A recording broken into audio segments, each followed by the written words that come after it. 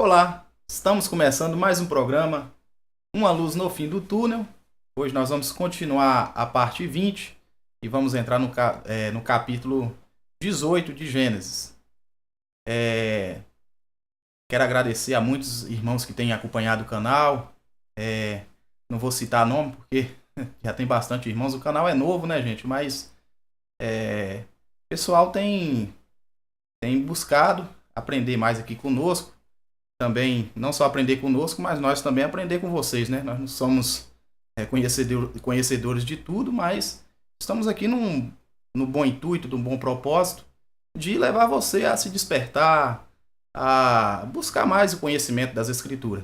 Está aqui comigo, como sempre, o irmão Alexandre. A paz, irmão Alexandre. Paz, irmão Valmiran, paz a todos. O que o Valmiran disse é pura verdade, né? Nós estamos aqui, nós não somos os detentores de toda a verdade, e nós estamos transmitindo para as pessoas aquilo que a gente aprende, aquilo que a gente estuda. Eu estudo teologia há mais de 20 anos. Estudo a palavra de Deus tem muito tempo.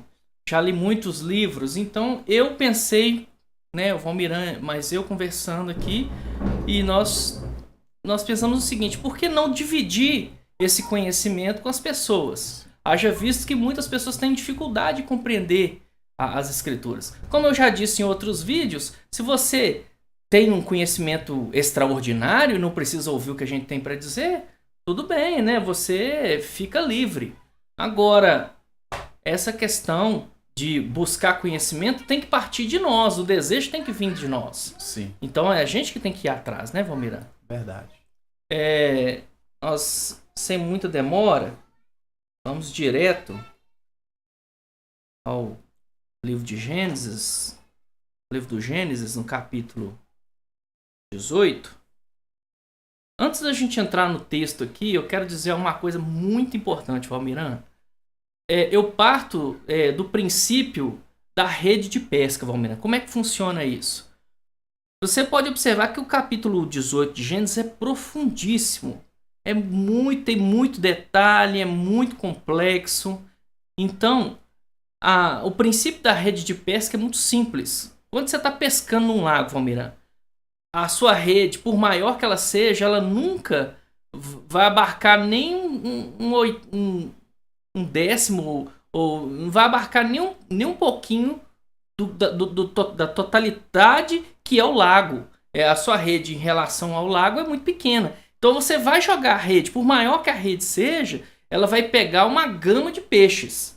Ela nunca vai pegar todos os peixes. Da mesma forma é a nossa interpretação bíblica. Por mais que eu queira abarcar muita coisa para que você compreenda, o tempo que a gente tem é curto. Verdade. Né? 30 minutos, 35 minutos para a gente lidar com os textos bíblicos. E a profundidade do lago é muito maior do que o alcance da minha rede. Então eu não vou alcançar tudo, não tem jeito. Então as escrituras é esse lago.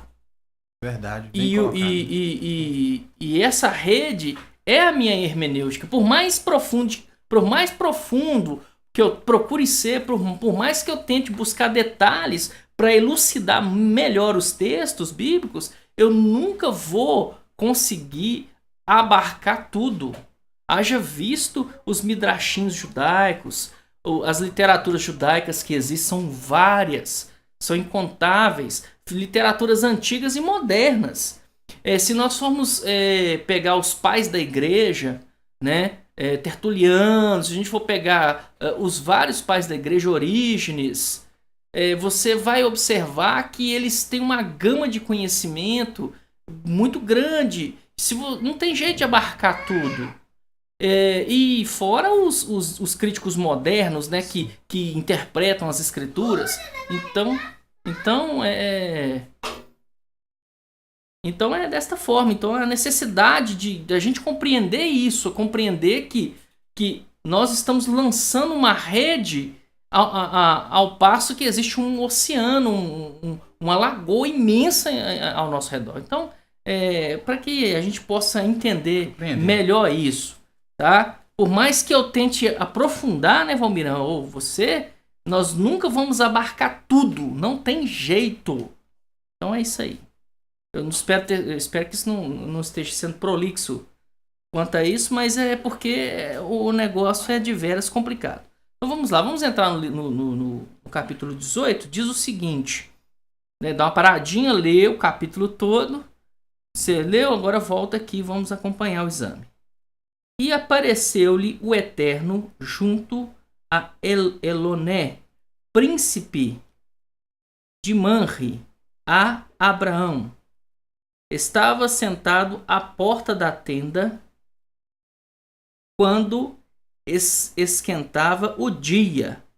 Então, né, apareceu o Eterno junto aos carvalhos de Manre, né? Aos carvalhos de Manre, Abraão estava sentado à porta da tenda. E quando estava no período mais quente do dia. Então, o que acontece? O texto está dizendo que o Eterno aparece a Abraão. Aí você vai dizer assim, poxa vida, mas Maimônides não diz que Deus não tem forma. Deus não é um ser sem forma. Deus não é um ser eterno que preenche o céu e a terra. Como é que ele apareceu a Abraão? Eu vou entrar nesse detalhe. E alçou seus olhos e olhou a Abraão. E eis que 3 homens estavam parados perto dele. E os viu e correu ao seu encontro desde a porta da tenda e prostou-se em terra e disse ao maior, até na minha Torá aqui está entre aspas aqui, ó, meu senhor, se tenho achado graça aos teus olhos, rogo-te que não passes do teu servo. O rodapé da minha Torá tem uma observação muito interessante. O Targum de Orquelos traduz esta palavra por planície de Manre. Manre é um dos amigos de Abraão, que foi quem lhe aconselhou a obedecer a Deus quanto à circuncisão. Estava sentado. É dever religioso visitar os enfermos, seja estes parentes ou estranhos, sem fazer diferença entre ricos e pobres, maior ou menor de idade, respeito ou condição ou consideração, pois segundo o Midrash, Deus, o misericordioso, desceu para visitar o patriarca Abraão enquanto estava convalescido de sua circuncisão. Então, segundo a própria interpretação aqui do rodapé da minha Torá, está dizendo que o Eterno se manifestou ali e se apresentou a Abraão junto com 2 indivíduos. Temos que entender o seguinte, mesmo os textos bíblicos que são tidos como históricos, eles apresentam uma carga poética no texto. Sim.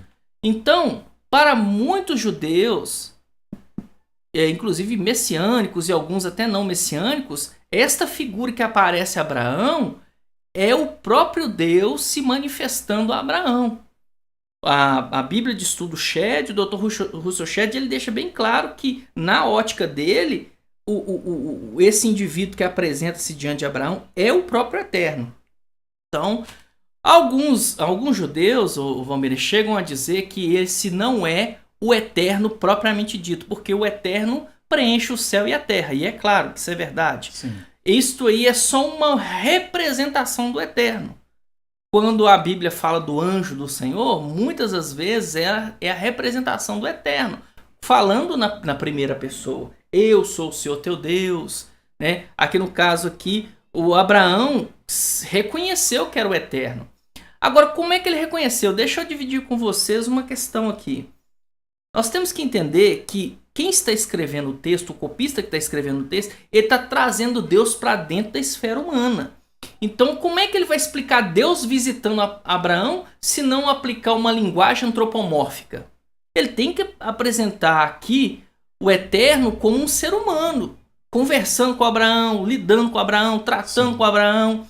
Então, existe essa necessidade na narrativa de haver esse contato do divino com o humano, para que haja esse entendimento. Tá vendo como é que é tão complexo? Qualquer coisa que eu falar aqui é pouco.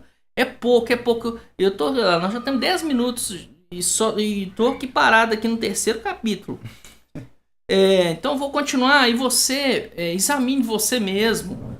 Procure saber mais sobre esses personagens que apareceram a Abraão. Então, no caso, seria o que os estudiosos chamam de teofania de Deus? Sim, segundo os estudiosos cristãos, eles dizem ser uma teofania de Deus. Segundo alguns judeus, ali são uma representação do Eterno. Tá. Segundo os mais céticos e segundo aqueles que lidam mais com a crítica textual, eles apresentam esse personagem que se apresenta aqui no texto é um personagem que o copista tenta trazer Deus para dentro da esfera humana. Sim. Então todas essas interpretações elas não estão erradas não. Faz certo sentido, dado a complexidade que é o texto em si. Rogo de que não passe do teu servo. 4. Que seja trazido, por favor, um pouco d'água, lavai os vossos pés, recostai-vos embaixo da árvore. Era muito comum naquele período as pessoas, no mundo oriental até hoje, a hospitalidade é algo que é muito importante no meio oriental. Né? O nosso mundo ocidental, nós somos, vamos dizer assim, usando a linguagem de hoje, nós somos meio seco, mas o povo oriental ele é muito caloroso com os seus visitantes. Então, ó, debaixo da árvore. Tomarei um pedaço de pão, sustentai o vosso coração. Uma figura de linguagem, sustentar. Quando você vai comer, você não sustenta seu coração, você sustenta sua barriga, você sustenta você se alimenta para você recuperar sua força. Então, quando está dizendo sustentar o vosso coração, é recobrar o ânimo. Depois ireis adiante. Quer dizer, come aqui, depois vocês continuam o seu caminho. Já que passastes para honrar o vosso servo. E disseram, assim farás conforme falaste. No caso, o maior, né? Que no caso, segundo a narrativa, é o próprio Eterno. Assim como você está dizendo aí, você faz. Então pode fazer. E apressou-se Abraão à tenda onde estava Sara e disse, apressa-te, toma 3 medidas da melhor farinha, amassa e faz tortas. E as vacas correu Abraão e tomou um bezerro tenro e bom e deu ao moço, que se apressou em prepará-lo. Tomou manteiga e leite. Aqui a gente já tem um problema, viu, Romero? Manteiga e leite e o bezerro que preparou e pôs diante deles. E ele ficou de pé, perto deles, debaixo da árvore, e comeram. Olha pra você ver, segundo o judaísmo, segundo a Torá, você não pode misturar leite com carne. Então, você pode observar que isso aqui, inclusive, é motivo de controvérsia até no meio acadêmico judaico. É um negócio que o pessoal fica perguntando, mas peraí, se a nossa Torá diz que não pode comer o cabrito no leite da sua mãe, você não pode comer carne com leite... Então, como é que Abraão apresentou para o próprio Eterno e os seus 2 mensageiros junto com ele? Como é que eles comeram isso? Aí Sim. começa a conjecturar, quando o texto é complicado, aí as pessoas começam a conjecturar. Não, eles comeram ali, mas eles não ficaram só aquele período de tempo com Abraão. Eles ficaram mais tempo, então depois eles comeram a coalhado. Faz sentido mesmo. Entendeu? A manteiga com leite. Já outros dizem que, pelo fato de que a Torá ainda não estava estabelecida, ainda estava no período patriarcal, ainda não está no período mosaico, então não existia essa restrição. Essa observação ainda não existia. Mas aí fica a seu critério. Tá vendo como é que é complexo? Não dá para ficar preso só numa coisa.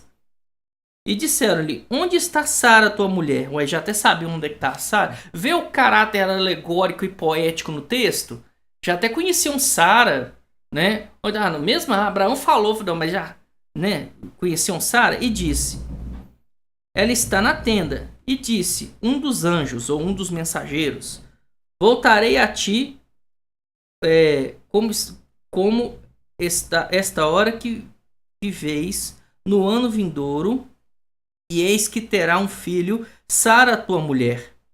E Sara escutava a porta da tenda e estava atrás dele do anjo. Quer dizer, Sara estava atrás do anjo, segundo a narrativa. O anjo começou a tecer essa informação. Olha, daqui certo tempo voltarei a Sara, né? E ela terá um filho, a Sara, sua mulher. E ela escutou o anjo falando isso. E Abraão e Sara eram velhos e avançados em anos. E havia cessado Sara o costume das mulheres, quer dizer, o ciclo menstrual, né, de Sara já havia cessado. Realmente, segundo a narrativa, ela já tinha mais de 90 anos. Então, né, com certeza.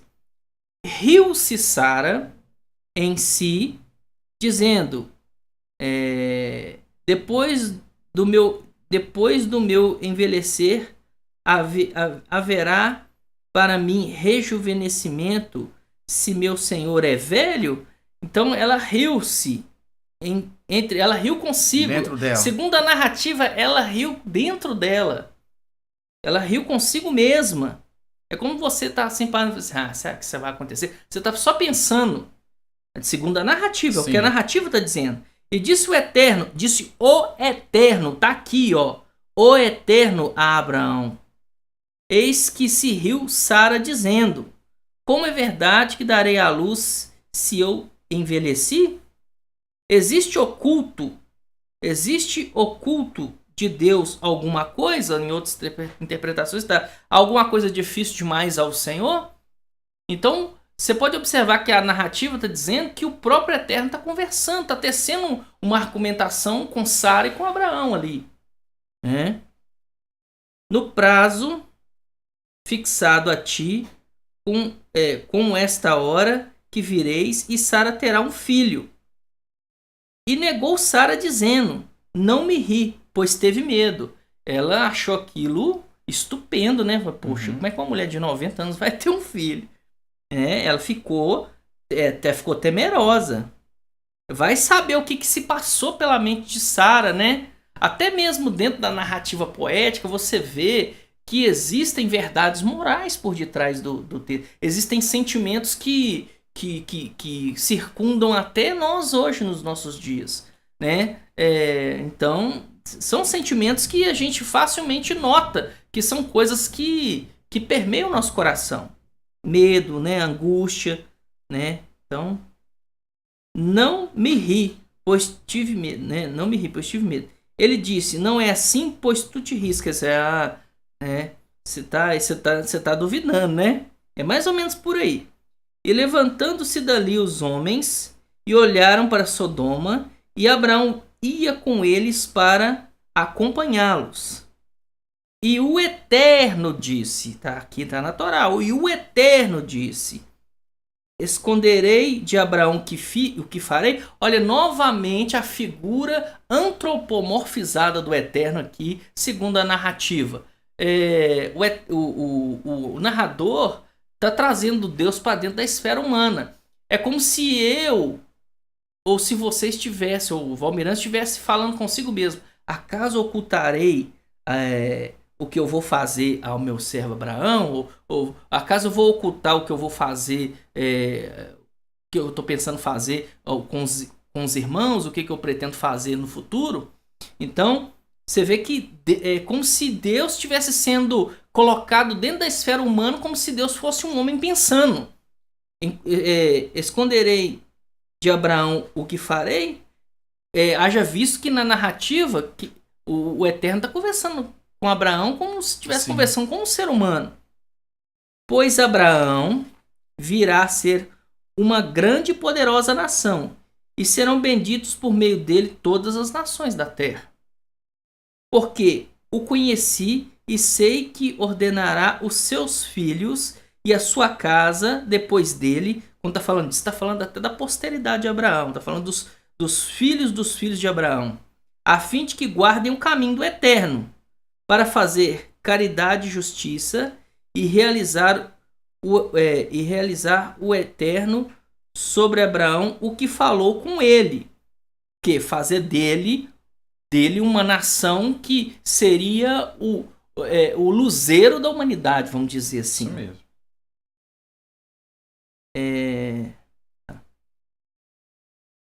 Onde é que eu parei? Acho que é o 20, né? 20 agora. O Eterno para fazer... É isso mesmo. Disse o Eterno: o clamor de Sodoma e Gomorra aumentou o seu pecado e se agravou muito.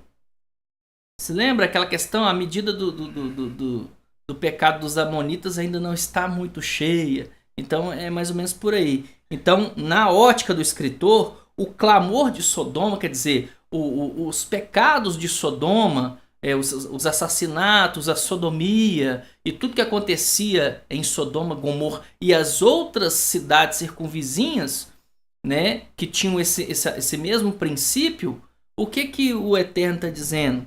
Que o clamor desses lugares, Sodoma e Gomorra, tem aumentado e tem chegado até diante dele. Descerei, pois, e verei o que se fizeram com o clamor da cidade, que vem a mim. Darei fim neles, e se não, o saberei. Olha pra você ver. Olha pra você ver como é que Deus é antropomorfizado aqui, Valmir. Deus não sabe o que está acontecendo em Sodoma. Então você pode observar que a narrativa bíblica está apresentando Deus dentro da nossa esfera. É como se o próprio Eterno fosse um ser humano e falou: eu vou ver se aqueles meninos lá fora estão fazendo bagunça. Se eles estiverem fazendo bagunça, eu vou ter que ir lá dar um corretivo, né? Colocar certas restrições e regras. Então, você pode observar que Deus, na sua essência, como o Eterno, como Deus que criou e preencheu o céu e a terra, e preenche o céu e a terra, ele sabe de tudo. Então, por que o narrador está falando como se Deus não soubesse o que está acontecendo em Sodoma e Gomorra, Valmiran? É porque é um recurso que o escritor está usando para explicar, para colocar Deus dentro da esfera humana. Isso aí acontece na Bíblia o tempo inteiro. E o grande exemplo disso é o próprio Yeshua. Verdade, né? Ué. Então, onde é que eu parei? Tá, 22. E se voltar dali os homens e forem a Sodoma e Gomorra, forem a Sodoma, e Abraão ainda estava diante do Eterno. E aproximou-se Abraão e disse: destruirás também o justo com o mal? Então quer dizer que a narrativa está dizendo que o Eterno conversou com Abraão: eu vou descer naquelas cidades e vou ver o que está acontecendo lá. E se eles não estiverem, porque tenha chegado até mim o clamor daquela cidade. Então, se eles não se consertarem, eu vou subverter a cidade. Aí Abraão começa a tecer uma argumentação com o Eterno. Aproximou-se Abraão e disse: destruirás também o justo com o mal? Talvez haja 50 justos dentro da cidade. Ele hipoteticamente, né, testa essa argumentação. E se caso tiver 50 justos, também destruirá e não perdoará o lugar pelos 50 justos que há dentro dela? Isso aqui é motivo de controvérsia dentro do judaísmo e isso é profundo demais. Longe de ti, você vê um ser humano mortal dando opiniões para o Eterno. Longe de ti fazer tal coisa, de matar o justo com o mal. Será assim o justo igual ao mal? Longe de ti. Aquele que é justo, aquele que é juiz de toda a terra, não fará justiça? E disse o Eterno: se encontrar em Sodoma 50 justos dentro da cidade, perdoarei ao lugar todo por causa dele. Respondeu Abraão, disse: eis que rogo, comecei a falar ao Senhor, eu sou pó e cinza, fazendo o link com os primeiros habitantes da terra, com o primeiro homem, né? Sempre a Bíblia faz esse link. Muito importante, né? Muito importante. Por isso que a gente precisa ter aquele conhecimento panorâmico. Conhecimento profundo do texto, só estudando. Só estudando. Agora, ter o conhecimento panorâmico é importante, porque sempre vai fazer link. Quando a gente for estudar lá Ló, quando a gente for ler a narrativa no capítulo 19, você vai ver uma série de coisas que influenciaram o povo de Israel por todo o período que eles viveram como nação, vamos dizer assim. Talvez faltarão 50 justos. talvez faltarão dos 50 justos 5. Destruirás pelos 5 toda a cidade? E disse, não destruirei se achar ali 45. E tornou ainda a falar e disse, talvez se encontre ali 40. E disse, não farei por causa dos 40. E disse, não se aborreça, rogo o Senhor e falarei. Talvez se encontre ali 30. E disse, não farei se encontrar ali 30. E disse, eis que tomei liberdade de falar ao Senhor. Talvez se encontre ali 20. Então disse, não destruirei pelos 20. E disse, não se aborreça, rogo o Senhor, e falarei somente essa vez. Talvez se encontre ali 10. E disse, não destruirei pelos 10. E foi-se o Eterno. Aí não fala se ele foi andando, se ele foi voando. Então, se você... Ele é o Eterno, ué. Então, você tem que entender que o autor está aplicando uma roupagem antropomórfica para o Eterno aqui. Interessante também é a gente compreender aqui que todo esse apelo que Abraão fez aqui ao Eterno, ele estava preocupado, na verdade, com o seu sobrinho Ló, né? Exatamente. Tem um comentário aqui. Talvez se encontre ali 10. Deus sabia perfeitamente de antemão que não se encontrava nem sequer 10 justos em Sodoma, mas desejava saber até que ponto chegava a piedade humana de Abraão, que isso aí é uma coisa que permeia muito o mundo judaico, de que, por que é que Deus falou assim, eu vou destruir aquela nação. Aí, segundo alguns estudiosos judeus, eles entendem o seguinte, aí é o Eterno testando Abraão para saber se Abraão era justo. Se Abraão ia falar assim, isso, aquele povo de Sodoma merece morrer mesmo, merece jogar fogo na cabeça deles mesmos. Então, segundo alguns judeus, segundo alguns sábios judeus, eles dizem que foi uma espécie de prova que Abraão passou. Eu quero ver se esse camarada é justo mesmo. Mas tudo isso aí é uma visão antropomorfizada do Eterno. Sim. Porque Deus sabe até o que Abraão pensa antes de pensar. Deus já conhecia Abraão antes de criar Abraão. Deus já conhecia o ser humano antes de criar o primeiro ser humano. Então é assim. Então aqui, ó. Para desejar saber até que ponto chegaria a piedade de Abraão.